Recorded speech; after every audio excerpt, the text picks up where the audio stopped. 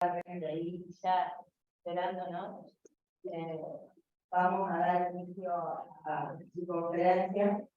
Bueno, la temática de la conferencia es enseñar y aprender en la educación superior, que tiene que ver con un poco el eje que hemos tratado de abordar en la clase de voy a hacer algunas referencias en relación a Isabelino.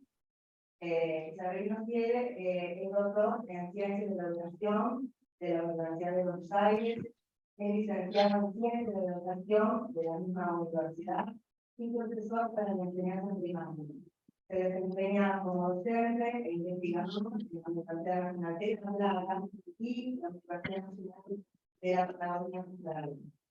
Ha publicado libros y artículos, entre ellos podemos mencionar En busca del aula perdida, Ciencias sociales en el aula de primaria, hacia una didáctica de la educación ciudadana, entre familias y escuelas, periferia de los derechos humanos en el currículum escolar de Argentina, casa y jardín, complejas relaciones entre la vida inicial y las familias, ciencias sociales en la escuela, la educación política, ciudadanía paternal, formación ética, debate e implementación en la escuela, retrato de familia en la escuela, todo y cada uno nos enfrenta al desafío de los derechos humanos. También podemos decir que participó en la elaboración de diseños curriculares en la ciudad de Buenos Aires, en la provincia de Buenos Aires, Córdoba y Chubut. También ha publicado numerosos artículos académicos, materiales de desarrollo curricular y textos de enseñanza para niveles primarios y secundarios. Queremos particularmente agradecer bueno, que Isabelino nos haya aceptado la invitación, que nos acompañe en este cierre del cursado. Y bueno, contarles que es muy bienvenido acá en la Universidad Nacional del Litoral. Y bueno, que queremos escucharlo, que vinimos a eso, que bueno, esperemos que no sea la primera ni la última vez que estamos en el clase de trabajo. Así que Isabelino, te dejamos ya con los chicos.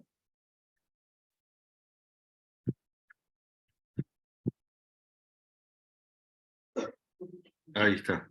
Disculpen, se me había ido la pantalla. Se ve que está, alguna conexión es inestable, no sé si la de allá o la de acá. Espero que de todas maneras salga bien.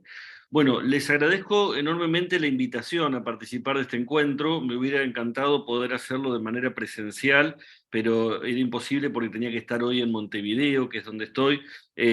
Para mí es muy significativo porque es la universidad donde estudió mi padre, la Universidad del Litoral. Él estudió Ingeniería Química hace muchos años y siempre me habló con mucho cariño de la universidad. Así que les agradezco a Lucía y Marcel esta invitación.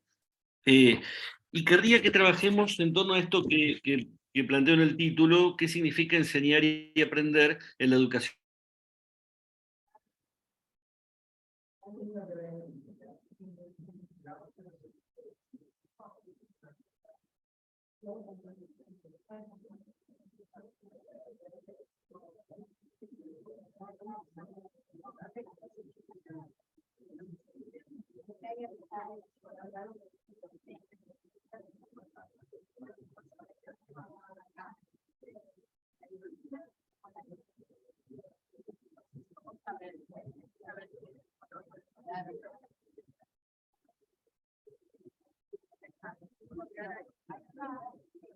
Hola, Hola, Isabelino. ¿Se cortó? Sí, se cortó. Ah. Apagamos la cámara para mejorar la conexión. Capaz que le recomiendo Bueno. acá como para ver si podemos mejorarla. Bueno, les agradezco. Bueno, les decía, no sé si se escuchó algo después de que dije buenos días, pero era un agradecimiento a la invitación. Quisiera trabajar estas dos categorías de enseñar y aprender en la educación superior hoy, y les propongo empezar con un cuento que preparé para pensar lo que significa enseñar y aprender. Un cuento de un autor argentino, Alberto Banasco, ya fallecido. El cuento se llama Post Boom Boom y fue escrito a mediados de los años 60. Dice así: ahora las aguas, las olas furiosas, venían de pronto y arrasaban la tierra. Entre las palmeras despedazadas, entre restos del gran incendio, sobre el carbón y el hielo, algunos pocos hombres habían encontrado refugio. Muy pocos, apenas 3 o 4, según podía verse cuando salían de sus escondrijos para atrapar alguna limaña y volvían a ocultarse casi enseguida.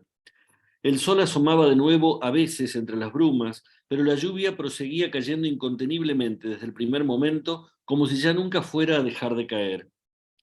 Entre espirales de humo y de tierra, la vida, desorientada, pugnaba por seguir adelante. Animales monstruosos, vegetales estrafalarios, aparecían sobre el humus calcinado. Uno de los hombres, que había perdido un zapato, se arrastró fuera de la caverna y espió. Los otros dos andaban por ahí, detrás de un reptil informe, discutiendo a gritos, porfiando por la presa y tirándose piedras. Eran el que había perdido un ojo y el que había perdido el pelo. Alguien había encendido un fuego que cubría de humo la colina. El que había perdido un zapato se detuvo para matar una nueva especie de ciempiés que dormía sobre una roca y se lo comió. Después estiró el cuello para mirar a lo lejos. Vengan, diga, gritó. Nadie les va a hacer nada. Vengan a calentarse un poco. Y se paró junto a la fogata.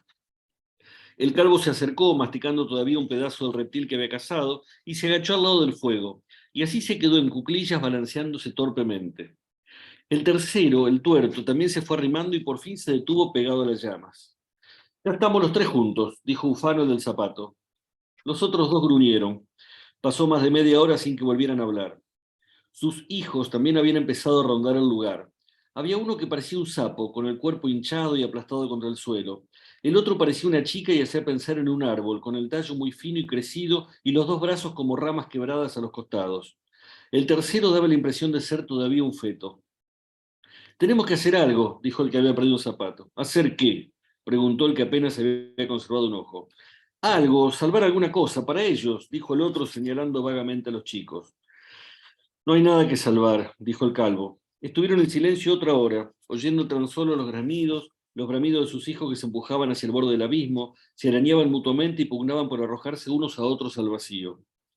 No podemos seguir de esta manera, escondiéndonos, espiándonos todo el tiempo como enemigos, dijo por fin el que no había conservado más que un zapato. Quedamos solamente nosotros tres, a lo mejor solo nosotros en toda la tierra, cada uno con un hijo, y algo tenemos que hacer. No hay nada que hacer, insistió el que no había conservado más que el cuero cabelludo. Les voy a explicar, dijo el zapato, yo pienso que sí. No tenemos nada que hacer y de algún modo hay que pasar el tiempo. Oigan, entre los tres debemos saber algunas cosas. Podemos anotarlas y ordenarlas, juntar todos nuestros conocimientos para dejárselos a nuestros hijos y a los hijos suyos. Ellos tendrán que empezarlo todo de nuevo y nuestros apuntes pueden servirles de mucho. Una especie de enciclopedia, ¿eh? ¿Qué les parece? Los otros dos gruñeron. Usted, por ejemplo, le dijo al tuerto, ¿qué hacía? ¿Cómo se llama? Mi nombre es Antonio Morales, trabajaba de capataz en el puerto. ¿Usted a qué se dedicaba? Yo me llamo Silva, informó el del ojo. Era oficinista. Ah, oficinista, ¿vio?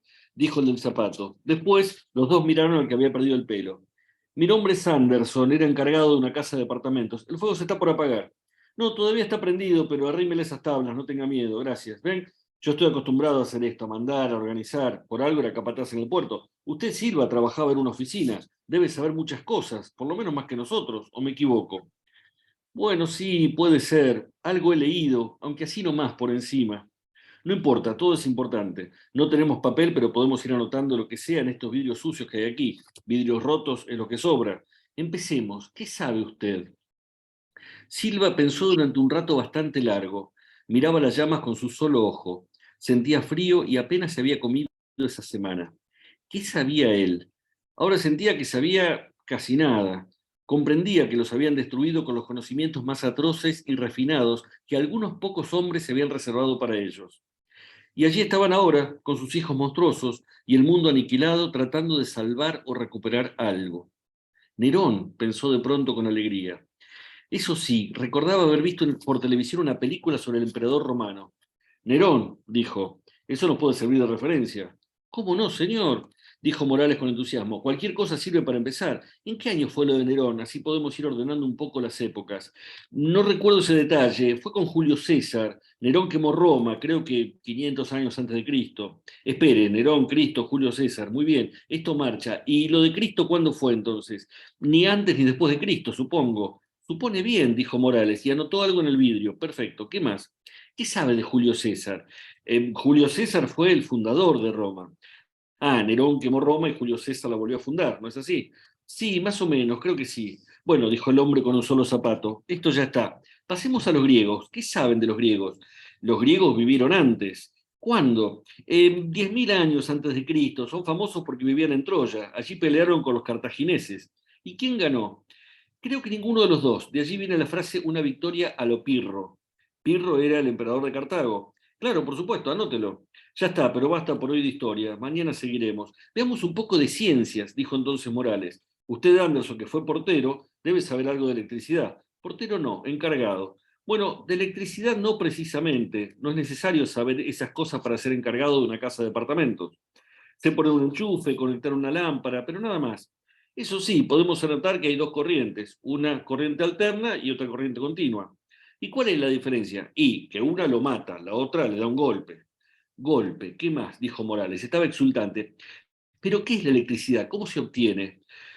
Bueno, viene de la usina. ¿Qué es? No lo sé. Aunque una vez recibí una descarga, es como un rayo. En la usina sí, hay cables, bobinas, dínamos. Ahí tiene, eso podría ser interesante para nuestros hijos. ¿Pero qué es un dínamo? Son como unas escobillas que dan vuelta y se forma el fluido eléctrico. ¿Y qué más? Y con eso creo que es bastante, anote, fluido eléctrico. Puede ser, ya está, contestó Morales. ¿Y usted qué sabe? Le preguntó el que tenía un ojo de menos a Morales, que tenía de menos un zapato. Sé hacer una estiba de congelado, o cómo hay que colgar el child y acomodar todo tipo de carga blanca. No creo que eso ahora nos sirva de mucho, dijo el otro. ¿No sabe algo de barcos? Sí, sé abrir una bodega, sé el nombre de cada una de sus partes. Pero, ¿por qué flota un barco? Eso es lo que nos gustaría saber. Bueno, flota porque es hueco. Hay una ley física para eso. El principio de Newton, aclaró el que había sido oficinista. Ah, cierto, ¿cómo dijo Newton? Sí, pero espere. El principio de Newton dice que la gravedad es lo que atrae a todos los cuerpos. Eso fue un gran descubrimiento, es un principio universal. Ah, cierto, ¿cómo dijo? ¿Y por eso flota un barco? No, precisamente flota por todo lo contrario. Es el agua que lo mantiene a flote. Y entonces, y ya le dije, el principio de Newton. Ya que estamos en las ciencias, dijo Morales escribiendo con ahínco, es la relatividad. Ah, sí, Einstein tenía que ver con eso, explicó Silva guiñando el único ojo que le quedaba. Descubrió la relatividad, revolucionó la astrología. Decía que todo era relativo. Bien, dijo Morales tomando un vidrio nuevo, todo relativo. ¿Cómo eran las fórmulas? No sé, espere, eran un poco complicadas. Decía que la luz va a una velocidad de 300.000 kilómetros por minuto. ¿Estás seguro? ¿No es mucho? No, es lo único que recuerdo con exactitud, pero pongo una hora por si acaso. Perfecto, una hora. ¿Quién sabe algo de geometría? El teorema de Pitágoras, dijo Silva, a quien su único ojo le brillaba ahora con energía. ¿Qué es eso?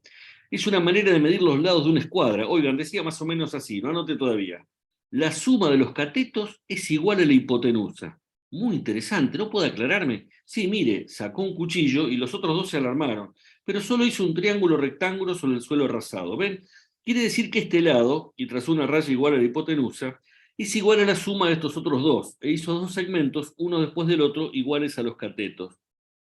Pero eso no son iguales, dijeron los dos a un tiempo. A simple vista no, pero matemáticamente sí, por eso Pitágoras tuvo que demostrarlo.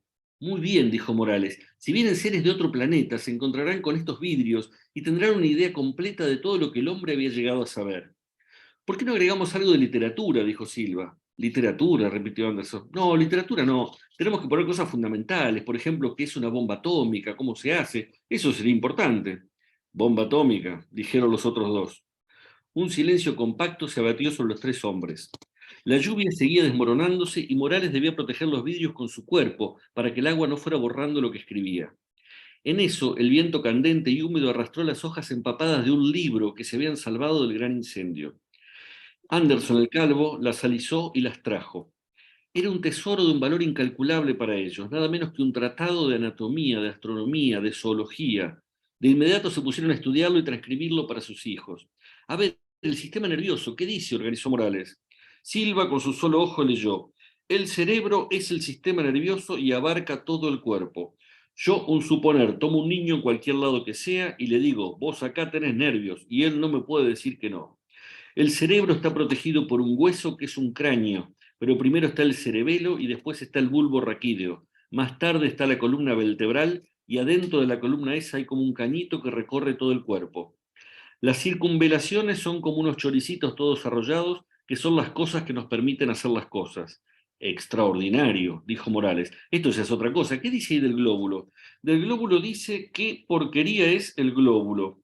Después dice, la digestión causa muchas enfermedades.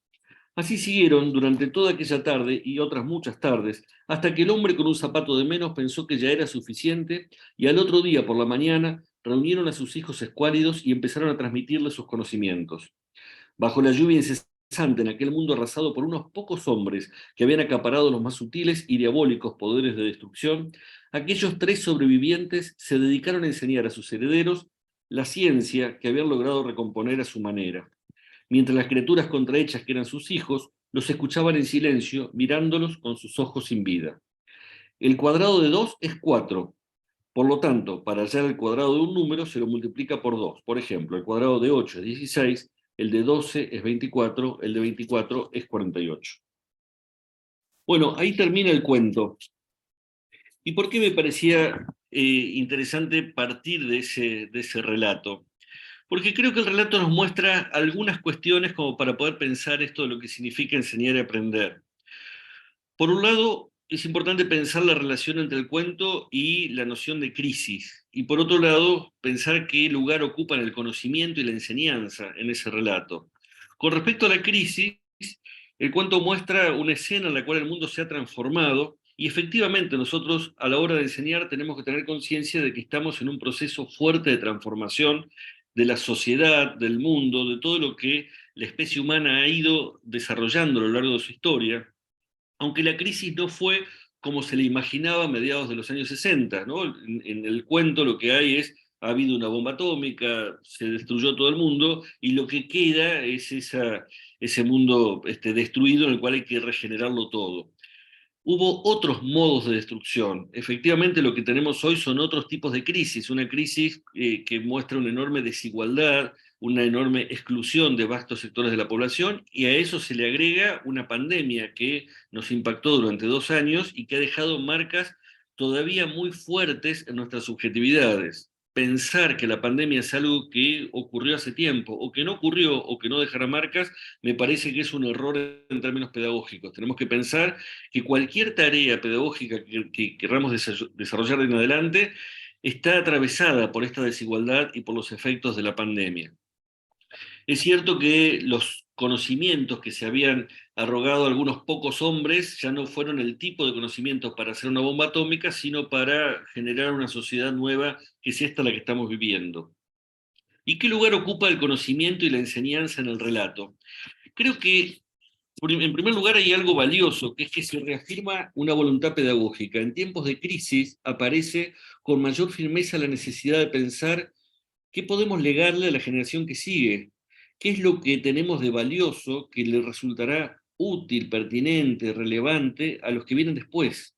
Y esa pregunta pedagógica ocurre con mucha más fuerza en estos momentos de transformación acelerada, donde se trastocan los parámetros de la vida social. Estamos atravesando una preocupación pedagógica. ¿Qué ocurrirá con la siguiente generación? Pero por otro lado, cuando miramos lo que ocurre en el cuento, creo que podemos compartir que el conocimiento que aparece es un conocimiento formateado por la escuela, en el sentido de ¿en qué lugar los griegos vivieron antes que los romanos? En el libro de historia del primer año de la secundaria. O sea, no es que vivieron antes, estaban viviendo al mismo tiempo, pero en el libro de historia aparecen primero los griegos y después los romanos. Y en el capítulo de romanos estaban Nerón, Julio César, bueno, más o menos estaban todos ahí, Victoria Lopirro. Si miramos los conocimientos que aparecen, son conocimientos aprendidos de memoria y que se recuerdan más o menos. Como se recuerdan más o menos, no hay manera de controlar si estamos diciendo algo correcto o algo incorrecto, ¿no? La suma de los catetos no es igual a la hipotenusa. La fórmula que aprendíamos de memoria es la suma del cuadrado de los catetos es igual al cuadrado de la hipotenusa. Pero perdiendo la palabra cuadrado, la musiquita de la frase queda más o menos igual y uno no tiene control de lo que está diciendo, que es lo que ocurre en el relato.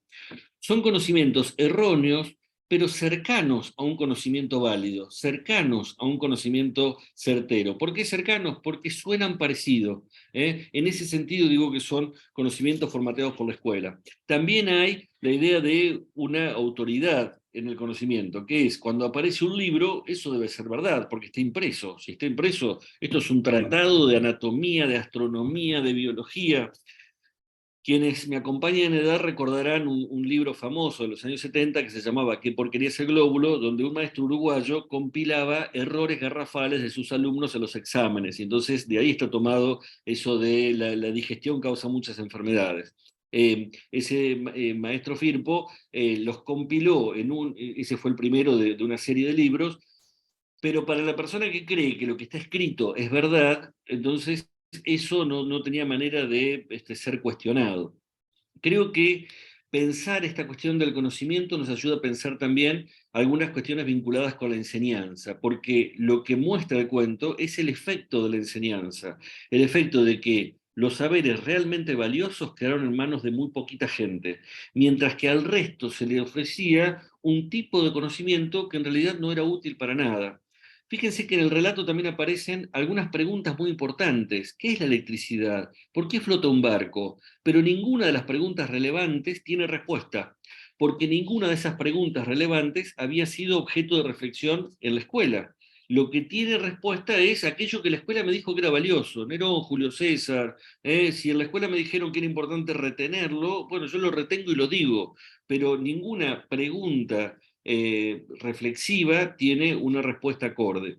Ni tampoco hay una lectura de esos sobrevivientes acerca de qué tipo de saber podría resultar más urgente para sus hijos, ¿no? Por ejemplo, poder distinguir algo comestible de algo no comestible, poder producir su propia comida, aquello que hace al contexto está absolutamente fuera de lugar, ¿no? Lo único que les preocupa es saber cuál es el cuadrado de un número sin tener una idea de que esto puede tener impacto en la vida real de esos chicos.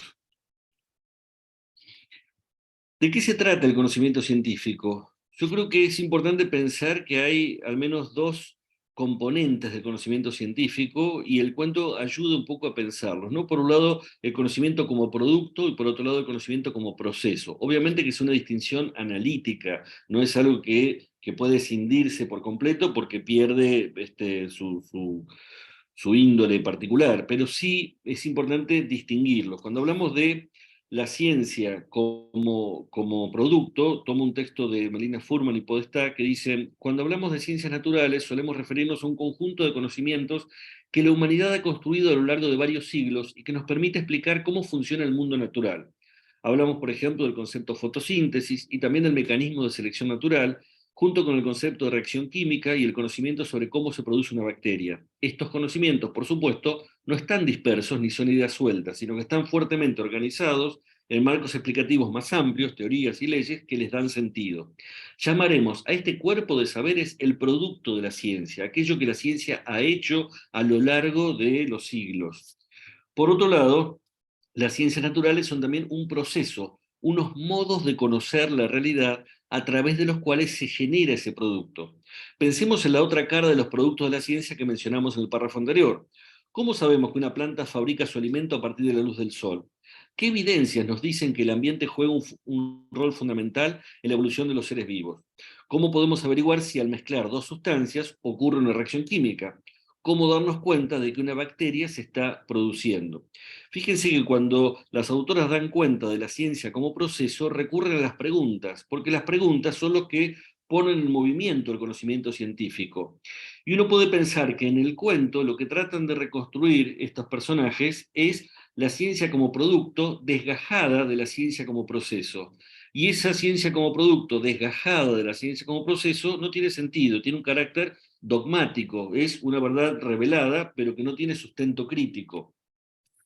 Cuando hablamos de la ciencia como proceso, en esta otra cara, tienen un rol fundamental la curiosidad, el pensamiento lógico, la imaginación, la búsqueda de evidencias, la contrastación empírica, la formulación de modelos teóricos y el debate en una comunidad que trabaja en conjunto para generar nuevos conocimientos. Y en este modo de construir el conocimiento también tiene un papel importante el contexto, dado que la ciencia es una actividad humana hecha por personas con dudas, pasiones e intereses, que trabajan en instituciones enmarcadas en una sociedad y en un momento histórico. Fíjense cuánto de lo que la ciencia es está ausente en el relato, pero queda el producto como un enunciado dogmático. Estos párrafos están tomados de un artículo sobre las ciencias naturales, pero no es algo que podamos desgajar de las ciencias humanas o del pensamiento crítico en general. Nos resulta más fácil pensar que detrás de cualquier producto de las ciencias naturales hay un proceso investigativo y hay un método científico, pero también detrás de todas las ciencias sociales hay modelos críticos que permiten dar sustento argumentativo a un conocimiento o no. Hay pensamiento crítico que permite recorrer ciertos mecanismos de contralor de nuestros avances o de nuestros retrocesos. Y en todos los casos lo que promueve el conocimiento es que existan preguntas y luego un conjunto de herramientas que nos permitan desplegar esas preguntas y tratar de encontrarles respuestas, siempre de modo provisorio. Si pensamos esto en la enseñanza, dejo por un momento la cuestión del conocimiento científico y nos metemos ahora en el terreno más pedagógico didáctico. Acá me parece importante distinguir la enseñanza de la didáctica. Para quienes no tienen formación pedagógica, a veces hablamos de manera indistinta, pero la enseñanza es básicamente una práctica social. La enseñanza es un hecho de la sociedad humana. Allí donde hay personas que transmiten un conocimiento a otras, están enseñando. Y si lo definimos de esa manera muy, muy gruesa, muy tosca, podemos encontrar procesos de enseñanza en los orígenes de la especie. Desde hace miles y miles de años hay seres humanos que transmiten conocimientos a otros, es decir, que hay una práctica social de enseñanza. La enseñanza siempre es un hecho social, nadie se puede enseñar a sí mismo, podemos aprender solos, pero enseñamos en relación con otras personas. Mientras que la didáctica es una disciplina que reflexiona sobre la enseñanza, que reflexiona en dos sentidos. Por un lado, indaga lo que la enseñanza es, lo que la enseñanza hace, y por otro lado, trata de encontrar algunas formulaciones acerca de cómo reorientar la enseñanza, cómo hacerla cada vez mejor. Ese es el sentido normativo de la didáctica. Y en este sentido, nosotros sabemos que si la práctica social de la enseñanza está atravesando muchísimas situaciones dentro y fuera de las instituciones educativas, porque muchas enseñanzas ocurren fuera de las instituciones educativas, también la didáctica trata de capturar cuáles son buenas prácticas de enseñanza. ¿Qué es lo que hace alguien que enseña cuando enseña bien, cuando genera buenos resultados o cuando genera un tipo de conocimiento que es el esperado? Porque el capturar los rasgos de las buenas prácticas es lo que permite después comunicarlos a otros que quieran enseñar. Hay gente que no ha tenido formación pedagógica, pero tiene intuitivamente capacidad de enseñar, mientras que hay gente que ha estudiado mucho didáctica, pero no logra capturar esos rasgos de las buenas prácticas para enseñar. Y en ese sentido, la didáctica tiene algunas reflexiones generales acerca de cómo enseñar cualquier cosa y otras específicas, porque hay diferencias en los modos de enseñar matemáticas, ciencias naturales, literatura o ciencias sociales, ¿no? Cualquier campo de conocimiento tiene rasgos peculiares que hacen que la didáctica requiera algunas precisiones o algunos ajustes puntuales. Con esta introducción, tratemos de pensar entonces algunos de los componentes básicos de la didáctica, ¿no? ¿Qué es aprender y qué es enseñar? Tomo para esto los aportes de Philippe Mérier, un pedagogo francés contemporáneo, que en un librito, un ensayo pedagógico muy interesante que publicó hace unos años, que se llama Frankenstein Educador, plantea algunas definiciones o caracterizaciones de aprendizaje y de enseñanza. Y él dice, ¿qué es aprender? Aprender es hacer algo que no se sabe hacer para saber hacerlo. Es una definición que parece sencilla, pero que tiene un montón de elementos interesantes. Por un lado, recupera el legado de la escuela nueva, la pedagogía de hace 100 años, que plantea que uno aprende haciendo. No es que primero aprende y después hace, sino que aprendemos en la actividad. Cuando decimos que planificamos una clase y pensamos actividades, eso también es una impronta de la escuela nueva, ¿no? Ese movimiento pedagógico que plantea que la clase es un conjunto de actividades. Pero hay algo más. dice que aprender es hacer lo que no se sabe hacer para lograr hacerlo. Pensemos en cómo aprendemos a andar en bicicleta. Nadie primero aprende y después anda en bicicleta. Aprendemos andando en bicicleta. Y aprendemos a nadar nadando. Y aprendemos a cocinar cocinando. Es decir, hacemos lo que no sabemos hasta que empezamos a saberlo. Y eso significa que el error forma parte del proceso de aprendizaje, porque uno aprende a andar en bicicleta dándose porrazos, y aprende a nadar tragando agua, y aprende a cocinar envenenando amigos y parientes hasta que sale algo más o menos comestible. Es decir, que uno aprende haciendo las cosas mal hasta que empiezan a salir más o menos bien. Pensar el aprendizaje en este sentido nos ayuda muchísimo a pensar que el error no es algo evitable y por otro lado que no es algo perjudicial para el aprendizaje. El error es un proceso de retroalimentación que nos permite aprender. Porque me di un porrazo, me di cuenta de lo que no debería volver a hacer o lo que sí debería hacer para no volver a darme ese porrazo. Entonces, es importante que en ese hacer las cosas mal haya también un registro de quien las está haciendo acerca de qué es lo que hace que las cosas no salgan como yo quiero, ¿no? Me parece que, insisto, es una definición de aprendizaje muy interesante para pensarla y sobre todo para pensarla en el nivel superior, porque nos queda más claro cuando lo pensamos fuera de la escuela o cuando lo pensamos en los primeros tramos de la escolaridad. Pero a medida que avanzamos perdemos de vista de que aprender es hacer lo que no sabemos hacer hasta poder hacerlo. Otra definición que propone es: aprender es siempre tomar información del entorno en función de un proyecto personal. Acá da otra lectura de lo que significa aprender, pero si me permiten propongo un ejemplo extraescolar. ¿Cómo aprendemos a seducir? En mi época al menos no había cursos para aprender a seducir. Uno iba a un baile, una fiesta y miraba qué hacía la gente que tenía éxito, que tenía levante, y decía, bueno, yo voy a ir mirando y cuando veo que a alguien le funciona, trato de imitar su manera de vestir, su manera de hablar, su manera de moverse, lo que hace, lo que no hace. Es decir, un interés personal me lleva a buscar información sistemáticamente que me permita satisfacer ese interés. Lo más provocativo de esta frase es la palabra siempre, porque Merier dice que siempre aprender es tomar información del entorno en función de un proyecto personal. Y eso nos descoloca un poco porque pensemos que tenemos aulas de mucha gente y decimos, ¿y cómo puedo dialogar con los proyectos personales de 20, 30, 100 estudiantes que están en un aula?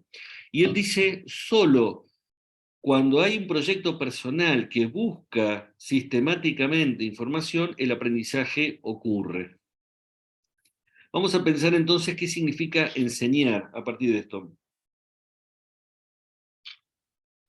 En principio, la etimología de la palabra enseñar significa ofrecer señales, ¿no? En latín es insignare, de ahí viene insignia, como la bandera, la insignia patria, una señal, ¿no? Y ofrecer señales se puede entender de diferentes maneras. Uno puede pensar en la señal como una marca en el cuero de una vaca, para decir esta vaca es mía, y hay gente que entiende la enseñanza como marcar a fuego a quien tiene delante, o también como poner en el camino de otras personas ciertas pistas para que les permitan llevar adelante su recorrido, ¿no? Dejar señales significa te doy algunas guías, algunas ayudas que te orientan en tu derrotero.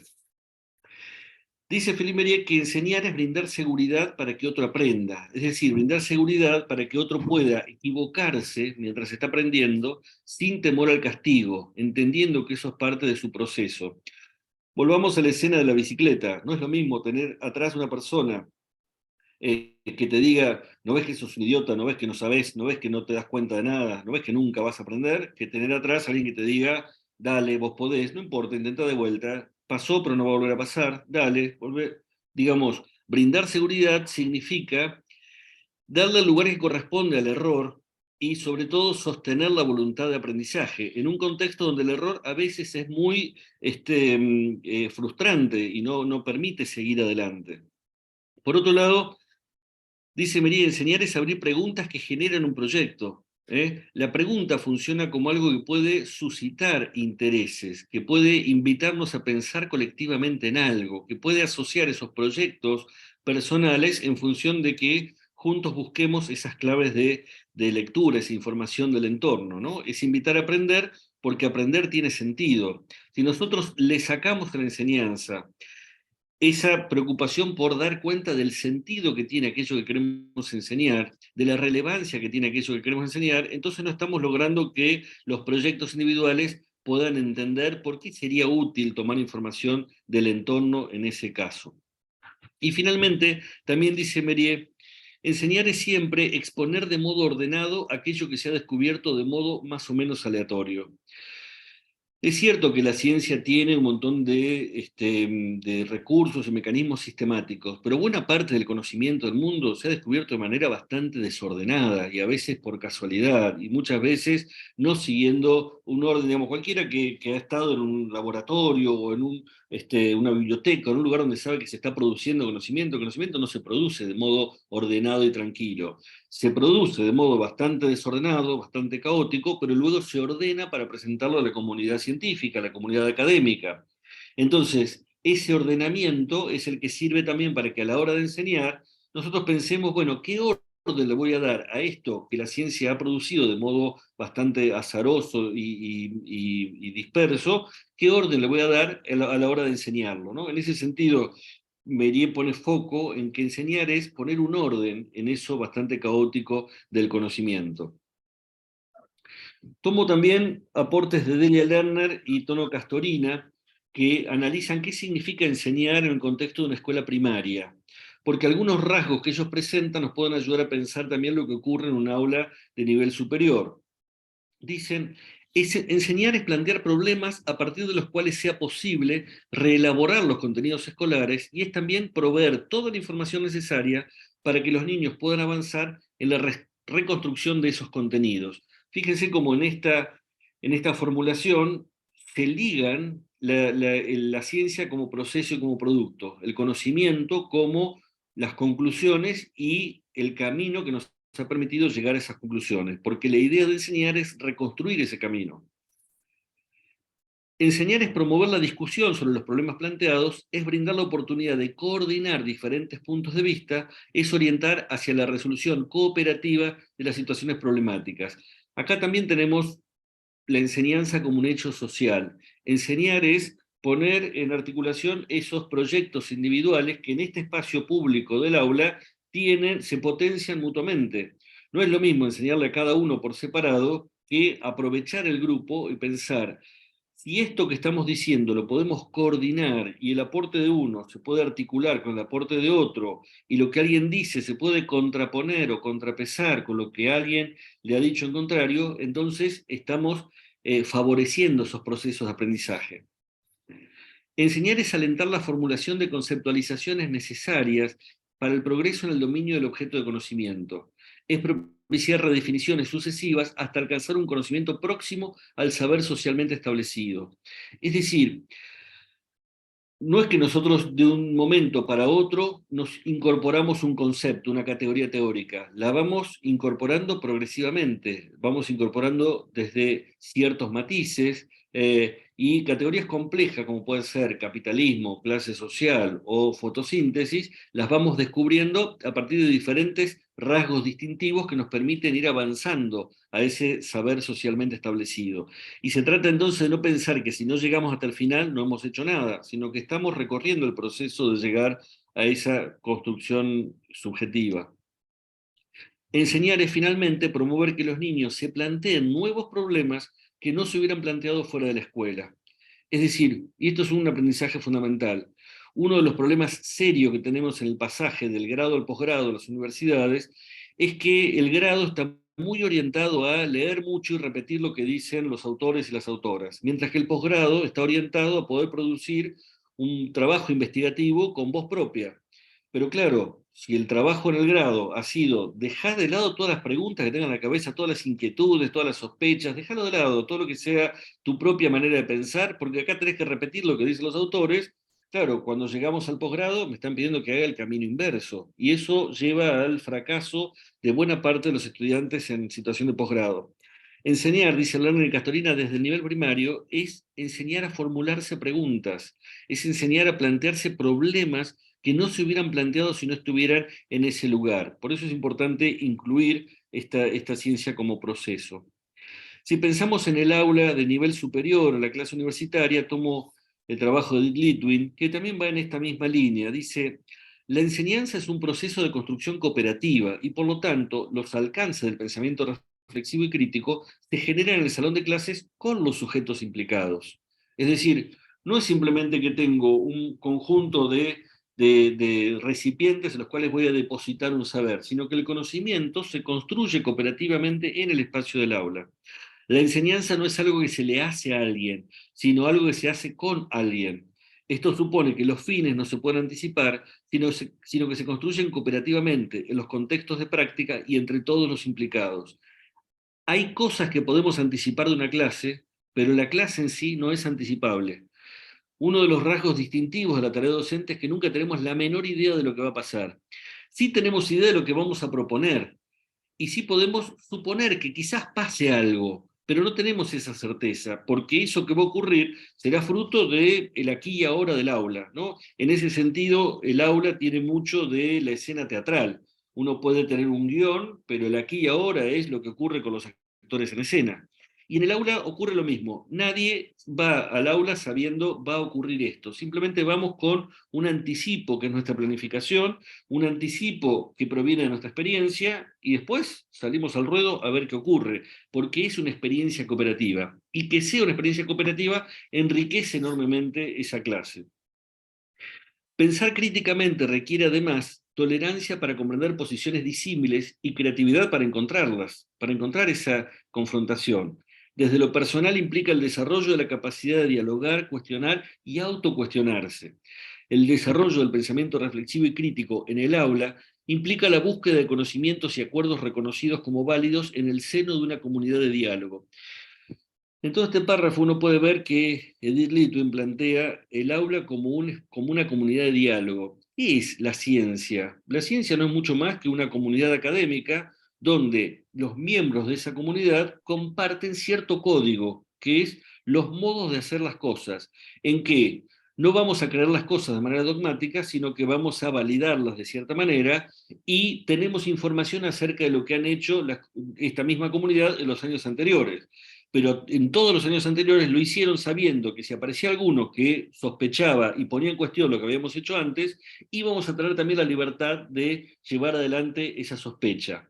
Cuando en el aula de nivel superior estamos introduciendo a nuevos y nuevas estudiantes en esa comunidad de diálogo, tenemos que comunicar esta actitud. No decir, alguien lo dijo, si alguien lo dijo, alguna razón tendrá y entonces lo comunicamos de manera dogmática. Se trata de recrear en el espacio del aula esa comunidad de diálogo crítico que plantea el conocimiento científico.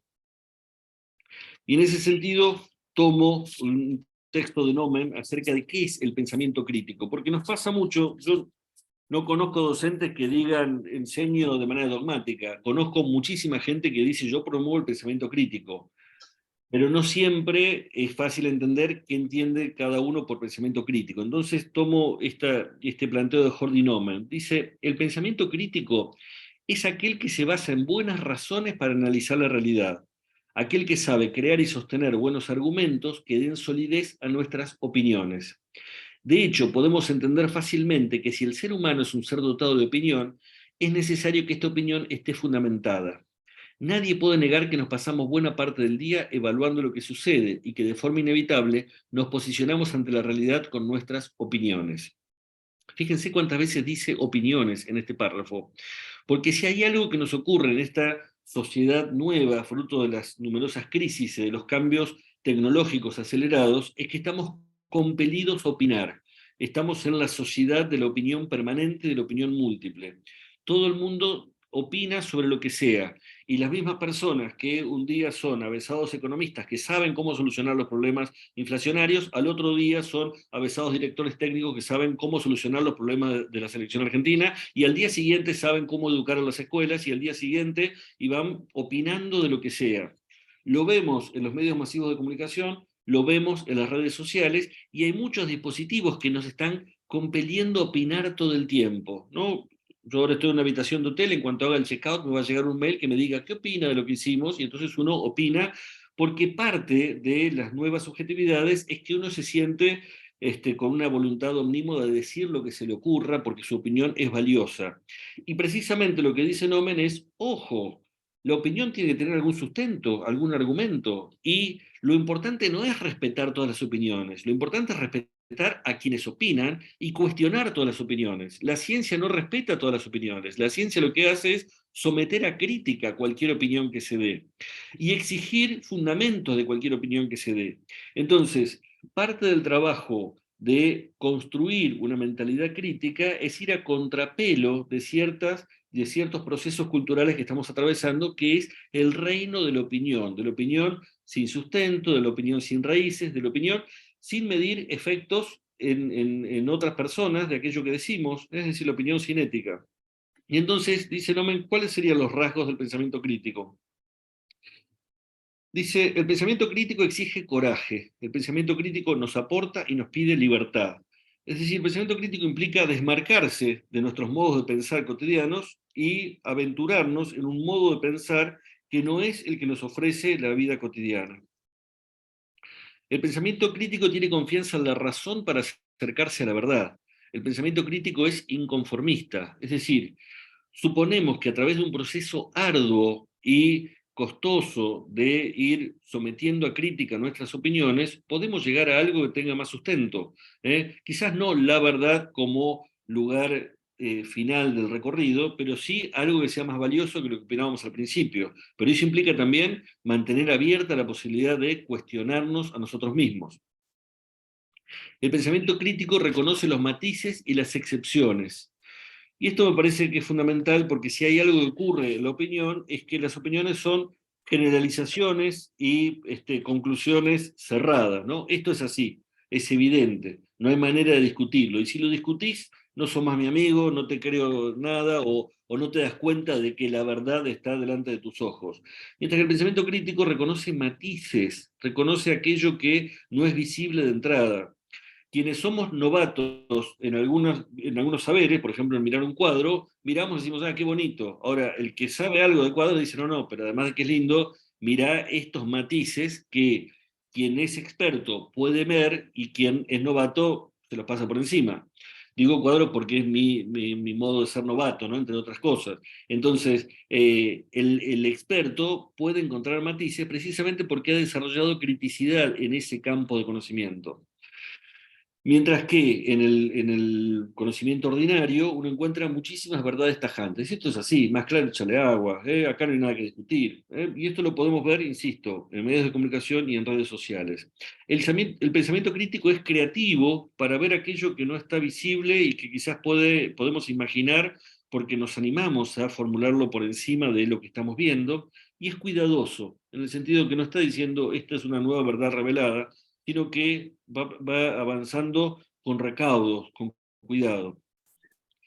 El pensamiento crítico aspira a dirigir la transformación social, es decir, el pensamiento crítico no está desgajado del contexto, sino que aspira a intervenir en el contexto, aun cuando el conocimiento no tenga una aplicación inmediata, sino que el pensamiento crítico aspira a poder generar algo que quizás de un modo mediado sí tenga algún impacto sobre el resto de la especie.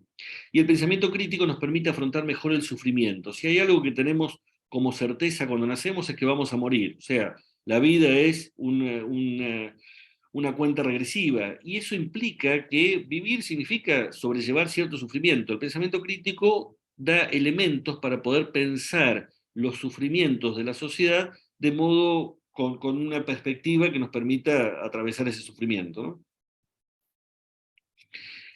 Y finalmente tomo otra reflexión de Mériès que me parece que es muy importante. Muchas veces suponemos que el trabajo de enseñanza necesariamente va a generar ciertas reacciones, ciertos aprendizajes, ciertas respuestas, y hay toda una didáctica tecnológica que va en esa dirección, de poder dominar el conocimiento o el aprendizaje ajeno. Y Philippe Mériès plantea, la obstinación didáctica solo puede esperar servir para facilitar un aprendizaje que inevitablemente debe ser efectuado por el sujeto y solo por él, por su propia iniciativa. Incluso en una situación didáctica ideal, es el educando quien aprende, mediante un trabajo sobre sí mismo del que nunca deja de ser el amo, y que solo puede llevar a la modestia a aquellos y aquellas que desde el exterior, por muy sabios psicólogos o didactas que sean, pretenden ser sus maestros.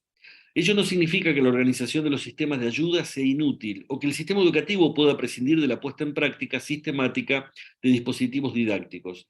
Ello significa que en el seno mismo de estos dispositivos, los sujetos son los que deben tomar la iniciativa.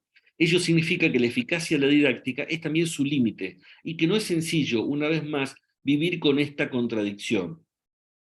Si miramos la imagen, pareciera que a veces entendemos la enseñanza como mover a esas marionetas que son los y las estudiantes para que hagan lo que esperamos que hagan. Y eso es lo que no ocurre, y menos mal que no tenemos tanto poder. Lo que ocurre es que ponemos a disposición del grupo de alumnos, de alumnas, un modo de aprender, una pregunta, una inquietud, un modo de desplegar esas inquietudes, e invitamos, pero hay algo que está en la iniciativa de cada sujeto. Nuestro desafío es ofrecer todas las ayudas, todos los mecanismos que permitan que ese planteo íntimo y personal de cada sujeto de aprender se pueda llevar a cabo, pero al mismo tiempo saber que no está en nuestra potestad dominar lo que otro aprende o deja de aprender. Está en nuestra potestad, sí, ofrecer todos los recursos para que eso sea posible. Y finalmente tomo un planteo de Paulo Freire que dice: el aprendizaje del educador al educar se verifica a la medida en que el educador humilde y abierto se encuentre permanentemente disponible para repensar lo pensado, revisar sus posiciones, en que busque involucrarse con la curiosidad del alumno y los diferentes caminos y senderos que ella lo hace recorrer. Y nuevamente aquí podemos pensar que como educadores no es que hemos dejado atrás el aprendizaje, sino que empezamos a enseñar porque somos expertos en seguir aprendiendo. Y lo más apasionante de enseñar es que nos lleva a sostener el aprendizaje a lo largo de toda la vida. Si algo nos ocurre a quienes enseñamos es que vamos con algunas cuestiones que nos parecen más o menos claras y la clase puede ponerlas en cuestión si mantenemos esa flexibilidad, esa apertura a dejarnos cuestionar por el diálogo del aula. Si mantenemos también la inquietud de ver cómo están viendo otras personas los problemas que yo veo, cómo están viendo otras generaciones, aquellos que mi generación o las generaciones anteriores formularon de cierta manera. La rigidez que tenían los personajes del cuento es la rigidez que aprendieron en la escuela, a que las cosas son como son y serán valiosas siempre, aunque cambien las condiciones. Creo que nuestra flexibilidad nos exige el compromiso ético de mirar en qué sociedad estamos trabajando y pensar cuál es la mejor respuesta posible en este contexto. Bueno, hasta aquí la presentación. Espero que no se haya cortado en el camino y dejo de compartir.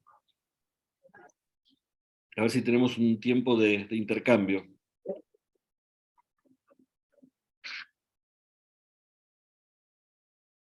¿Podemos volver a la imagen? Sí, sí, sí. Ahí Ah, está. Ahí está. Estamos acá. Bueno. Agradecidos.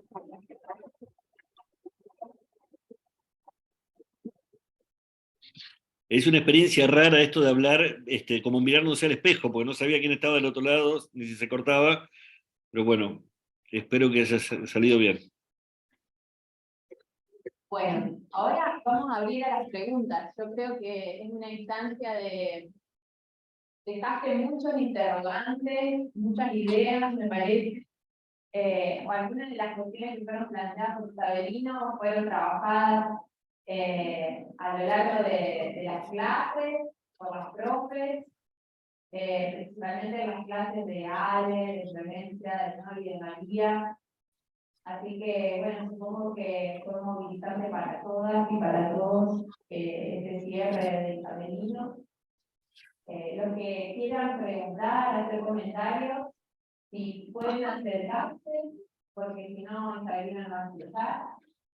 Sí, les pido que hablen en el micrófono, porque ahí te escucho perfecto. Perfecto. Se van acercando y van haciendo comentarios, sin vergüenza, quizás se conocen. ¿Querés acercarte a la cámara si se ve? Y decir tu nombre. Hola, sí, mi nombre es Esteban Martínez. Mi pregunta va por el lado de esa explicación que usted hizo, esa cita de una cosa de memoria puede aprender consiste en hacer lo que no sabemos hacer. Sí. A eso, era un poquito más largo, pero Decía, aprender es hacer lo que no sabemos hacer para saber hacerlo. Bien, sí, sí. Esa misma. Me quedó como un poco marcado en el rol de tutor la cuestión de, bueno, la metáfora que tú usó sobre la bicicleta, que es una metáfora muy empleada, de un conocimiento práctico que se hace sobre la marcha. Yo me quedaba pensando, sin querer hacer una necesidad original, que cuando uno aprende a andar bicicleta, de alguna manera vio a otros andando en bicicleta, y el objetivo de andar en bicicleta ya está dado. Es decir, el niño, normalmente un niño que aprende a andar en bicicleta, ya se imagina cómo va a ser él mismo andando en bicicleta. No es que solamente va descubriendo en qué consiste andar en bicicleta, sino que la misma práctica de andar es como un preconcepto, de alguna manera. ¿No? No sé si se entiende de lo que voy. Entonces, es Sí. decir, que me parece importante que como tutores, guías de ingresantes, un poco el cuestionamiento, la observación que yo hago de la educación universitaria y de la educación secundaria también, es que en cada materia vamos aprendiendo un montón de cosas que no sabemos que las estamos aprendiendo, y que quizás si alguien nos dijera, mira, esta materia vas a ver esto, en esta materia vas a aprender la destreza, vas a aprender estos conocimientos, de alguna manera sería más provechoso y creo que usted dijo con las palabras, con el sentido de la práctica pedagógica. Es decir, que de cierta manera la universidad no tiene el tiempo, los docentes no tienen el tiempo de andar explicitando permanentemente lo obvio. Quizás como tutores sí debamos explicitar eso, diciendo, che, esta materia sirve para esto, después vas a ver esto otro, un poco de esa guía un poco más minuciosa, ¿no? Sí, no sé si te parece que esta práctica de fijar objetivos es algo Sí. útil y puede servir para lo que tenemos acá. Bueno, sí. Gracias. Bien, buenísimo, Matías, muchas gracias. Súper interesante el comentario, súper valioso. A ver, aparecen unas cuantas cosas ahí. Por un lado, esta idea de la imagen de lo que quiero lograr. Y no solo eso, sino que en el aprendizaje de la bicicleta también hay posibilidad de ver si uno mismo puede evaluar si se ha equivocado o no. O sea, cuando veo que la vereda se me está llegando a la cara, digo, me estoy cayendo. En cambio, hay algunos aprendizajes donde no queda claro o yo no soy consciente de si lo hice bien o lo hice mal, ¿no? Di el ejemplo de la cocina, donde uno se entera muchas veces de cómo cocinó a la siguiente vez, cuando dicen, ahora sí te salió rico, y uno dice, entonces quiere decir que la vez pasada estaba incomible. Bueno, nos pasa con muchos saberes que no tenemos el contralor de cómo nos está saliendo. Eso la didáctica de la matemática lo ha llamado situación didáctica o situación adidáctica. Es decir, cuando una situación nos permite, por ejemplo, en el mismo problema, ver si lo estamos resolviendo o no, eso es una situación didáctica, se resuelve por sí misma. Es decir, si me da el resultado, me doy cuenta. Ahora, hay situaciones en las que yo no sé si lo estoy haciendo bien o no, que es, por ejemplo, lo que pasa en el cuento, cuando dicen Nerón, Julio César, dice, bueno, más o menos, qué sé yo, no tengo ningún control, lo tiro y no me doy cuenta de si estoy diciendo algo pertinente o no.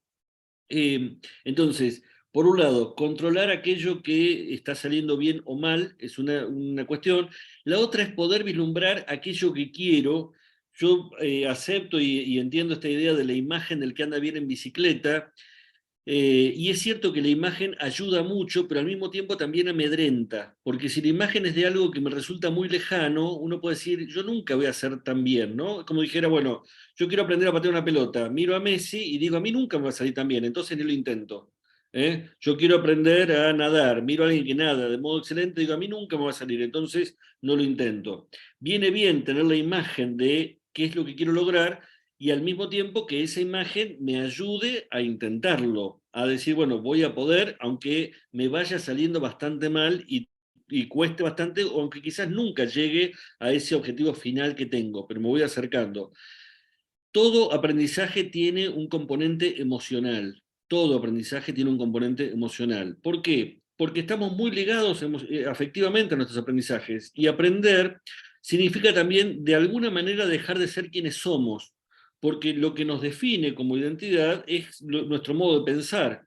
Cuando yo aprendo algo nuevo, paso a ser otra persona, paso a ser alguien distinto. Entonces, hay cierta resistencia al aprendizaje. No vaya a ser que esto que aprenda me haga cambiar de quién soy. Entonces, eso es muy visible en chicos pequeños, donde ese aprendizaje está ahí, pero también se ve en nivel universitario. Doy dos ejemplos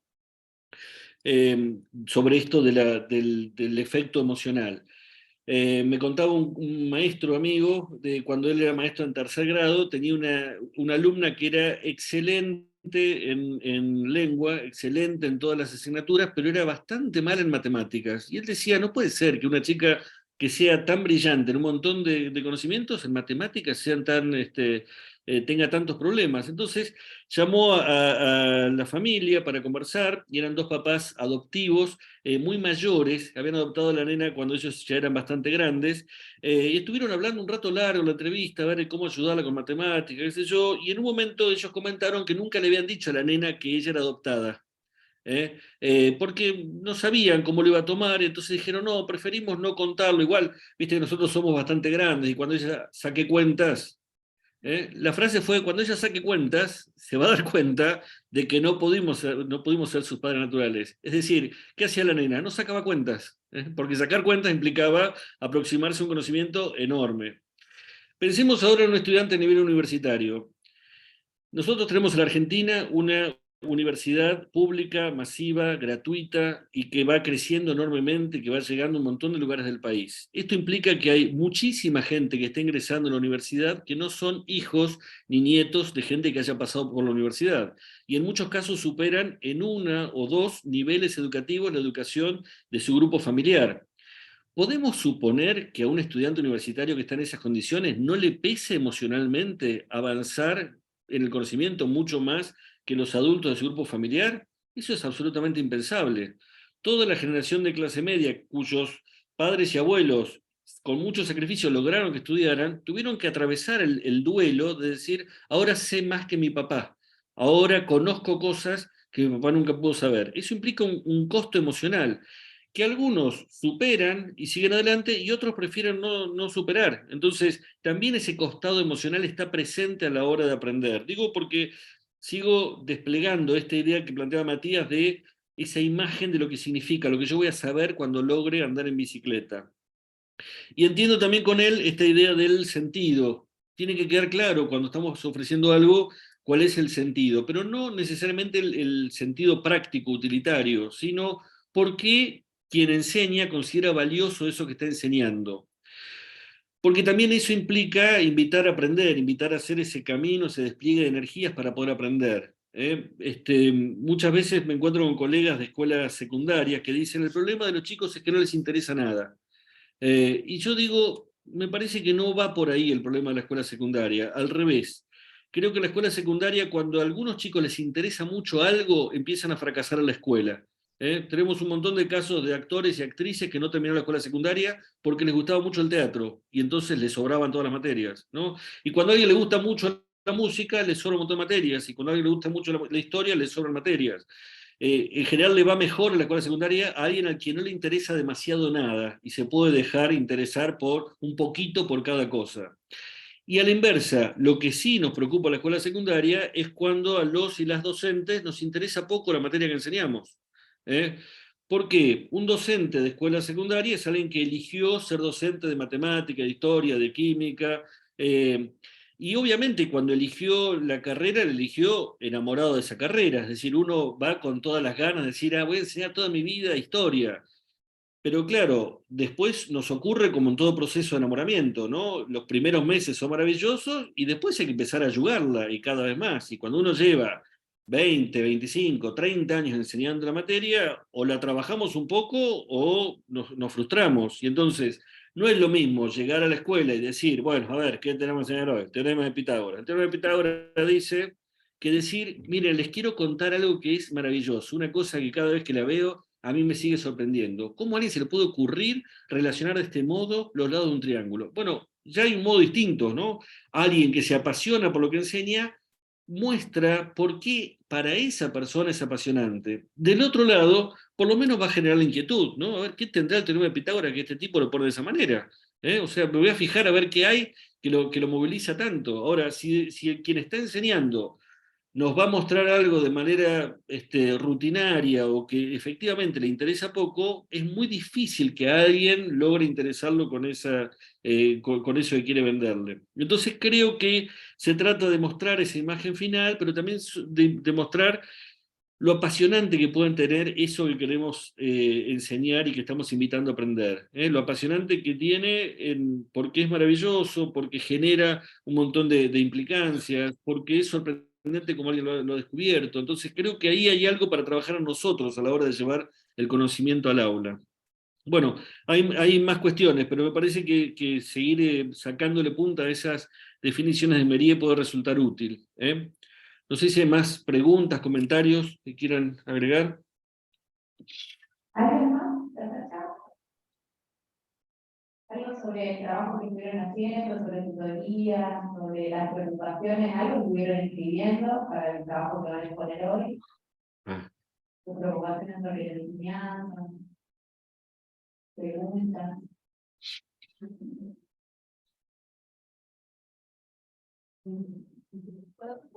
Sí, claro, claro, sí.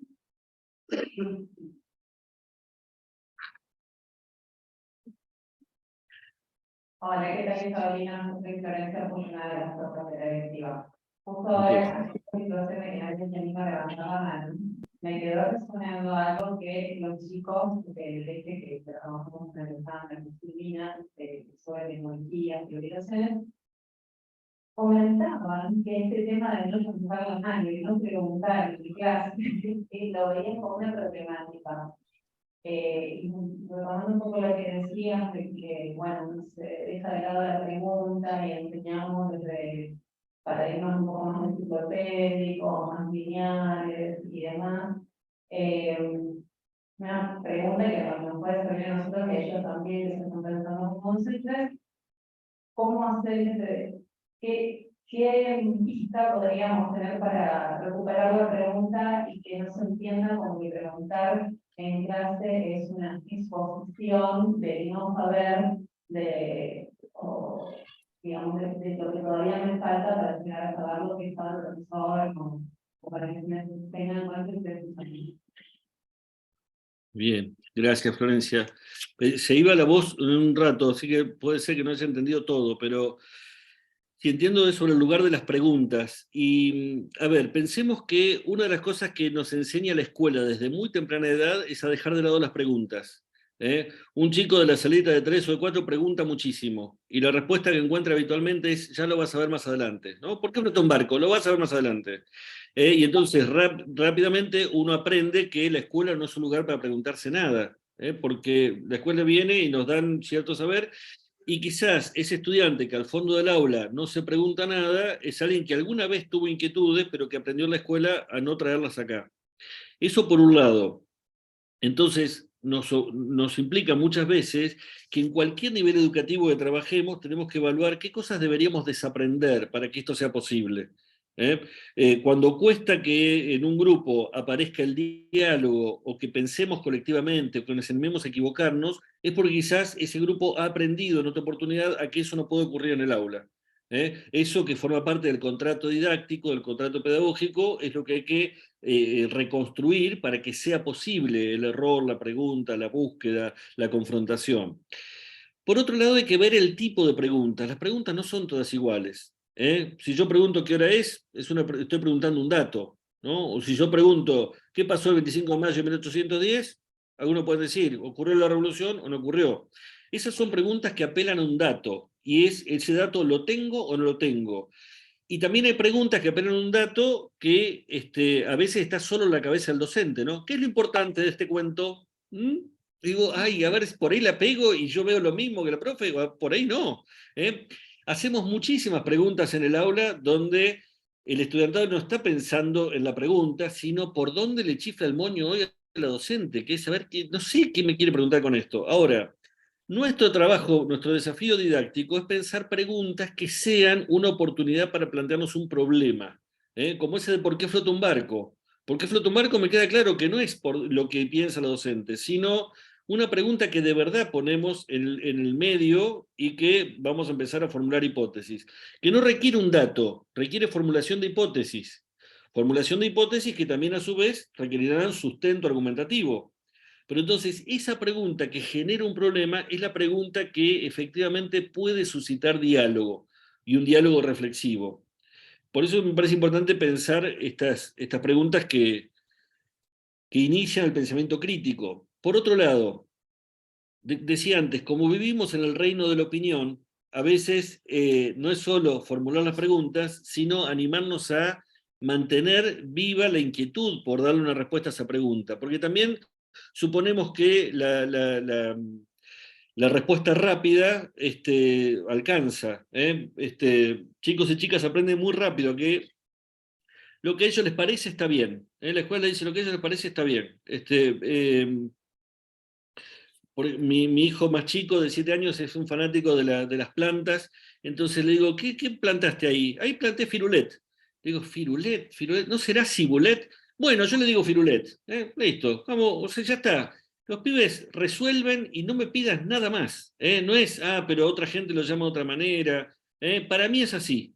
Entonces, eso que es una dinámica de la opinión permanente, hay que desmontarlo en el aula, pero lleva un trabajo. Lleva un trabajo porque estamos habituados a que mi opinión es sagrada y todo el mundo tiene que respetar mi opinión. ¿Cuántas veces escuchamos hay que respetar todas las opiniones? Una frase dicha permanentemente. Digo, plantearnos que no hay que respetar las opiniones, que hay que respetar a quienes opinan, pero cuestionarnos las opiniones es un trabajo contracultural. Es un trabajo contracultural porque todos los medios digitales nos apuntan a opinar impunemente. Poné me gusta a todo lo que te gusta. Y nadie te va a preguntar por qué te gusta, por qué te deja de gustar. Poné me gusta. Ay, ¿cuánto tuve 200 me gusta, 500 me gusta? Tuvo 500 me gusta. O sea que le gustó mucha gente, debe ser valioso. ¿Qué sé yo? Me parece que pensar el aula como comunidad de diálogo implica que hay que construir ahí un conjunto de dispositivos subjetivos, de dispositivos intelectuales, de dispositivos regulativos que no están dados, porque no estamos acostumbrados a dialogar. Es más, cada vez estamos menos acostumbrados a dialogar. El diálogo implica un aprendizaje en el espacio del aula. Y eso, hay uno de los últimos libros que publiqué se llama En busca del aula perdida, porque ¿qué nos pasó durante casi 2 años de pandemia? Digo casi porque nunca nos dijeron se terminó. ¿Vieron? Sabemos cuándo empezó, pero nunca cuándo terminó. Sabemos que de golpe empezamos a abrazar, nos sacamos los barbijos, pero se supone que más o menos estamos terminando la pandemia. Pero, ¿cuál fue el efecto de la pandemia? En la pandemia estuvimos recluidos y durante la pandemia hubo enseñanza y hubo aprendizaje, pero no necesariamente hubo escuela. Yo digo, la escuela no cabe en las pantallas. Lo que hicimos fue hacerle el aguante a la enseñanza y al aprendizaje, pero no había escuela porque no había comunidad de diálogo. No es lo mismo el cara a cara, encontrarnos y tener que construir colectivamente un proyecto en el aula, que esto que estamos reconstruyendo en el Zoom, que es mucho más limitado. Obviamente que si termináramos de charla y saliéramos todos a tomar un café, se acercarían 3 o 4 y me dirían, yo me quedé pensando y todo lo que no digo acá lo sigo circulando, y eso no lo tenemos. El Zoom nos permite hacerle el aguante a la enseñanza, el aprendizaje, pero hay algo que requiere la socialidad y que hemos perdido fuertemente durante la pandemia. Lo que nos está pasando ahora en todos los niveles educativos es que se nota esa pérdida. Los estudiantes de tercer año de las universidades son estudiantes que en realidad por primera vez están cursando de manera presencial. Los estudiantes de tercer año de la secundaria por primera vez están en la escuela secundaria. Y los de la salita de 5 por primera vez están adentro del jardín. Entonces, esa falta nos lleva a pensar, ¿cuánto que se pierde cuando no nos vemos cara a cara? ¿No? Porque hay cosas que ocurren en el cara a cara que no se recrean fácilmente en el espacio virtual. Y entre otras cosas, creo que ahí están las claves para pensar lo que el encuentro genera como condición de diálogo, ¿no? Esa horizontalidad de poder estar dialogando. Y sobre todo por la inevitabilidad que tiene el diálogo cara a cara, ¿no? Nos encontramos cada vez más con generaciones que están acostumbradas a manejar el mundo con la yema de sus dedos, ¿no? Y entonces, bueno, si algo no me gusta, lo cambio, lo deslizo, ¿no? Y apretando un clic ya está, no lo soporto más, listo, me desconecto. Ahora, cuando yo estoy en el aula del jardín o de la universidad, ¿qué botón tengo que apretar para que se vaya el profe que es insoportable o para que se aleje este compañero que no me gusta que tengo al lado? No tengo ningún botón, lo tengo que bancar, está ahí. Entonces, el cara a cara nos genera otras condiciones de diálogo, pero también implica un desafío para nosotros, que es cómo construimos condiciones de diálogo en esa situación de exigencia que es el cara a cara. No sé si Florencia a eso apuntaba tu pregunta. Sí, ¿no, Flor? Sí. Bueno, bueno, me parece que esta última intervención la Ah, dejó. dale. Bueno, si no hay más intervenciones o alguien quiere preguntar, ¿no? O comentar. ¿Una más? A ver, acá. Acá hay un comentario. ¿Pudimos acercar? Pero no tanto. A ver.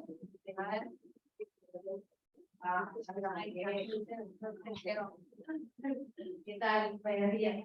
No, quería hacer que por ahí yo lo veo, eso es un caso de mujeres secundarias, y también lo vemos hoy en día con compañeros profesores de ingeniería química, es todo lo que estábamos diciendo de cómo traer la atención de los chicos cuando hoy en día está todo a través del celular. Y como que salimos de un momento de la pandemia donde la única manera para explicarnos era a través de un celular o de una computadora, y ahora tenemos que volver a las aulas y que presten atención en esos momentos, y por ahí no se logra. No sé, es un comentario que parece que, no sé, por ahí replantearlo y también saber la opinión de saber gracias. Bien. Bueno, es otro matiz, creo que estamos volviendo al tema de las nuevas subjetividades, ¿no? Yo creo que a veces no somos conscientes de cuánto las nuevas tecnologías nos van transformando, ¿eh?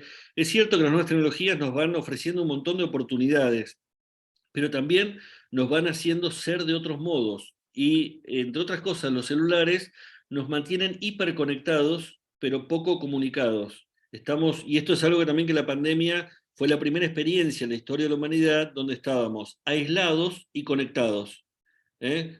Hubo muchísimas pandemias en la historia de la humanidad donde la gente estaba en sus casas, pero esta vez estábamos cada uno encerrado, no podíamos relacionarnos directamente con otros, pero sí hiperconectados, y todo el tiempo, las 24 horas, conectados. ¿Qué nos ocurre ahora? También nos ocurre en este encuentro. Estamos comunicados, tratamos de pensar juntos, pero al mismo tiempo todos estamos mirando el celular, viendo qué pasa. Pareciera que puede estar pasando algo en otro lugar que requiera mi atención, entonces por las dudas yo estoy dispuesto para que en cualquier momento mi atención vaya para otro lado. ¿Eh? Eso tiene un impacto muy fuerte en la situación de aprendizaje, y parte del desafío es poder decir, vamos a tratar de poner la atención en esto, pero sabiendo además que es un trabajo muy arduo, porque al revés, nos cuesta mucho concentrarnos en algo, en una cosa, en una cosa. Pensemos que el trabajo de la escuela es poner toda la energía en función de un problema, y lo que nos está ocurriendo es que nosotros tenemos 4, 5, 6 ventanitas abiertas por vez. Todo el tiempo estamos con esas ventanitas abiertas. Creo que el trabajo nuestro es hacer interesante y apasionante lo que ocurre acá, para tratar de no perdernos nada de lo que ocurre acá, pero al mismo tiempo saber que no vamos a lograr que toda la gente deje de pensar en lo que está ocurriendo en otros lados, porque nosotros tenemos ahora una subjetividad de ventanitas abiertas, permanentemente, como si hubiera algo efectivamente muy importante que nos requiere en otro lado. Cosa que durante miles y miles de años no ocurrió, y por qué debería ocurrir ahora. Pero estamos en esta sensación de no te pierdas nada, no te pierdas nada de la red social, no te pierdas nada de los medios, no te pierdas nada de lo que ocurre en tu celular. Creo que ahí uno de los desafíos que tenemos para adelante es pensar cómo logramos ser quienes elegimos ser, y no que sean las tecnologías las que nos van moldeando.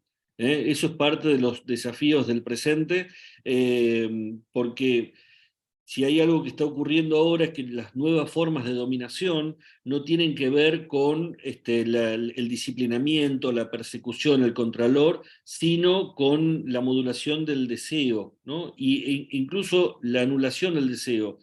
El deseo implica querer algo que no tengo, y lo que nos ofrecen las redes es tenés lo que querés cuando quieras en un instante. Entonces estamos todo el tiempo siendo transformados por estas nuevas tecnologías. Justo estaba leyendo un texto que se llama La tiranía del individuo, como un libro nuevo, y que van mostrando cómo nos está afectando efectivamente todas estas transformaciones. Nuestro trabajo siempre es dar batalla. El trabajo de la escuela es estar con un pie en el presente y con un pie en el futuro. Y entonces el trabajo educativo es decir, qué de lo que hemos ido hasta acá es valioso para mantener vivo y para comunicar a la generación siguiente, no quedarnos en el tono tanguero de, uy, qué lindo que era antes cuando no había celulares, ¿no? Porque siempre hablamos en tono tanguero de los valores, de la identidad, de la familia, ya no hay familias, hemos perdido la identidad, ¿no? ¿Dónde han quedado los valores? Ese tono tanguero no nos sirve, no es proactivo. Sí tenemos que pensar, bueno, estos son los desafíos y cómo el trabajo educativo puede generar condiciones de posibilidad de otros modos de relacionarnos que ese que nos ofrecen las tecnologías. Y en ese sentido, ser educador en muchos casos es fracasar, en el sentido de que no logramos todo lo que nos proponemos, pero sí es importante estar dando la batalla en el momento oportuno. Estar dando esa batalla, que es la batalla por la atención, la batalla por la construcción colectiva, en un contexto en el cual cada vez construimos menos colectivamente, por la cooperación intelectual en un contexto en el cual cada vez cooperamos menos con otros. Entonces, nuestro trabajo es estar ahí dando las batallas, sabiendo que la derrota es muy probable y el éxito es poco probable, pero tiene sentido y es apasionante el desafío, ¿no? Me parece que esa es la cuestión que tenemos por delante. Bueno, muy bien, muchas gracias, Isabelino. Terminamos con un aplauso. Gracias a ustedes. Les mando un cariño grande y espero otra vez poder ir personalmente. ¿Eh? Esperamos. Muchísimas gracias, Isabelino. Bueno. De manera diferente, todo el equipo docente de la fábrica y también de acá del grupo de estudiantes que creo que ha sido un cierto haber invitado, gracias por invitarnos. Así que bueno, muchísimas gracias. Bueno, muchas gracias a ustedes. Hasta luego.